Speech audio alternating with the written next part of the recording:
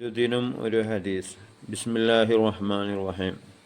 ഖാല റസൂലുള്ളാഹി സ്വല്ലല്ലാഹു അലൈഹി വസല്ലം അത്തഹൂറു ശത്രുൽ ഈമാൻ വൽഹംദുലില്ലാഹി തംലഉൽ മീസാൻ സുബ്ഹാനല്ലാഹ് വൽഹംദുലില്ലാഹി തംലഅൻ ഔ തംലഉ മാ ബൈനസ് സമാവാതി വൽ അർദ് വസ്സലാത്തു നൂറുൻ വസ്സദഖത്തു ബുർഹാനുൻ വസ്സബ്റു ദിയാഉൻ വൽഖുർആനു ഹുജ്ജത്തുൽ ലക ഔ അലൈക കുല്ലുന്നാസി യഗ്ദു ഫബാഉ നഫ്സഹു ഫമുഅ്തിഖുഹ ഔ മൂബിഖുഹ.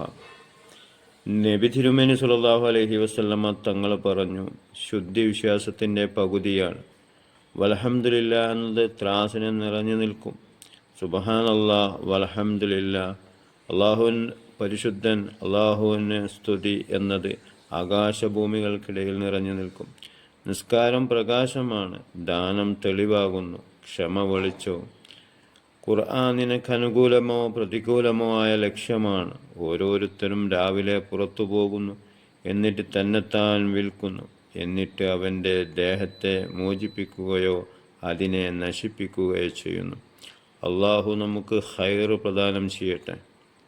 ആമീൻ.